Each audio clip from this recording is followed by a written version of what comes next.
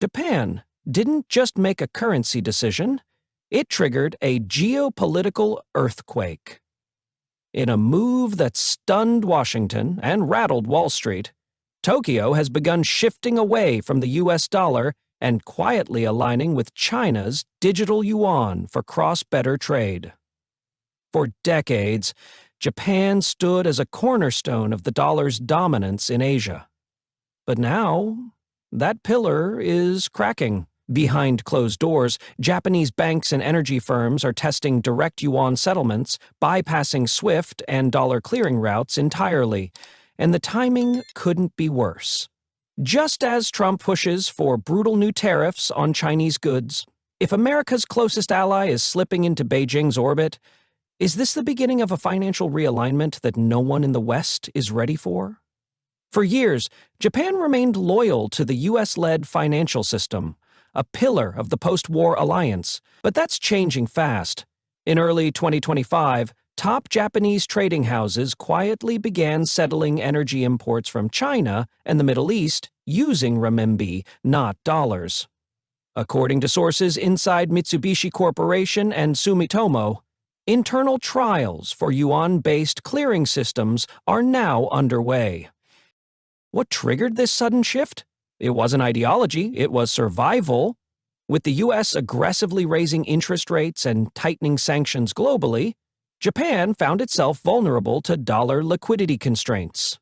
When Washington froze Russian assets in 2022, policymakers in Tokyo took notice. The message was clear: even allies could be cut off if the winds shifted. And now, Japan is hedging its bet.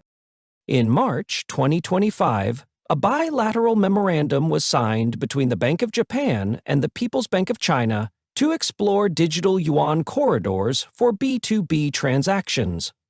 While it hasn't been publicly announced, insiders confirm that pilot programs are already active in key Japanese ports like Yokohama and Kobe, using ECNY wallets for invoicing. This isn't about abandoning the dollar overnight. It's about building a plan B. And Japan, often cautious and conservative in monetary policy, wouldn't take this step unless it saw the tides turning. As one senior official in the Ministry of Finance put it anonymously to Nikkei, "We're not anti-dollar, but we can't afford to be caught off guard again." In Washington, this move is being seen as a quiet betrayal, but in Tokyo, it's called strategy. Japan's pivot away from the dollar isn't emotional, it's structural. The cracks began forming years ago, but 2024 exposed just how fragile the current system really is, as the US weaponized its financial tools. From sanctions to SWIFT suspensions, nations across the globe started questioning whether reliance on the dollar was an asset or a risk. For Japan, the risk became impossible to ignore. The country imports over 90% of its energy, and nearly all those transactions have historically been settled in US dollars. But in 2024, oil prices spiked, and a sudden shortage of dollar liquidity due to Fed tightening left Japanese firms scrambling. For multinationals waiting 3 days for dollar-based settlements while China offered instant yuan clearing wasn't just inefficient, it was dangerous. Then came the tariffs. In early 2025, Trump unveiled a 60% blanket tariff on Chinese imports, sparking fears of retaliation that could disrupt Japanese supply chains. As a major manufacturing hub, Japan relies heavily on Chinese components, and anything that delays cross-border payments adds pressure to an already fragile economy. Beijing saw an opening. Chinese banks began offering Japanese exporters yuan-denominated credit lines with better rates and faster settlement terms, and Japanese corporations, always pragmatic, began to accept the offer, not out of loyalty but necessity. Even more telling, Japan's top financial regulators are now reviewing frameworks that would allow digital yuan wallets to operate under limited licenses. A quiet first step toward deeper integration. Japan isn't declaring war on the dollar. It's simply responding to a world where the dollar no longer guarantees safety. And if Japan, America's closest economic ally, starts hedging its bets, how long before others follow? And while headlines focus on tariffs and trade wars, China has been building something far more powerful, a parallel financial empire.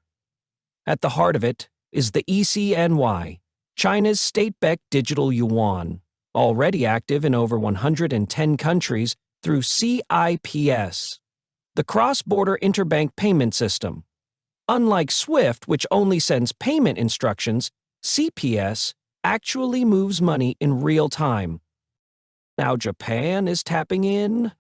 According to insiders at the Bank of China Tokyo branch, pilot programs are underway allowing Japanese firms to route transactions directly through CPS, bypassing dollar-clearing banks. This integration doesn't just offer speed, it offers insulation. As U.S. sanctions expand and Washington flexes its financial dominance, CPS offers an escape hatch, one that Japan can't ignore. China isn't asking nations to overthrow the dollar. It's inviting them to join a new system, quietly, efficiently, and with economic incentives. For Japan, the choice is simple. Maintain fragile dependence on the dollar, or plug into Beijing's growing network and gain flexibility. By stepping into China's digital ecosystem, Japan isn't just diversifying its trade, it's becoming part of a global financial rewire, one transaction at a time. Japan's move has sent shockwaves through global markets, not because it's abandoning the dollar, but because of what it symbolizes. When a G7 nation, historically aligned with U.S. policy, begins exploring settlements in Chinese yuan, it signals a profound shift in the global order. If Japan, the world's third-largest economy, is willing to diversify, others will feel empowered to follow.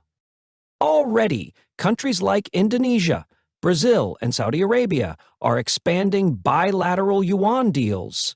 Central banks are stocking renminbi reserves. And financial institutions are adopting multi-currency clearing hubs that no longer prioritize the dollar. The message is clear. The world is no longer betting on a single system. Washington is watching this unfold with alarm. The dollar has long been the beating heart of global trade, but cracks are forming, and each move by Japan, China, or BRICS only deepens them. Analysts at Goldman Sachs warn that even a 5% decline in global dollar usage could reshape debt markets and reduce U.S. leverage abroad.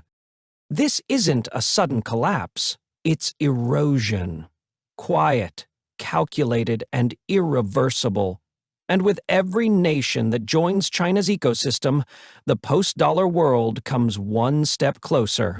In January 2025, Donald Trump returned to his favorite playbook: tariffs.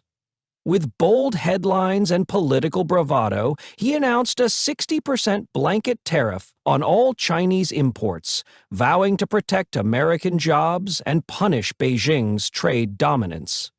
But instead of crippling China, the move sent unintended shockwaves across U.S. allies, especially Japan.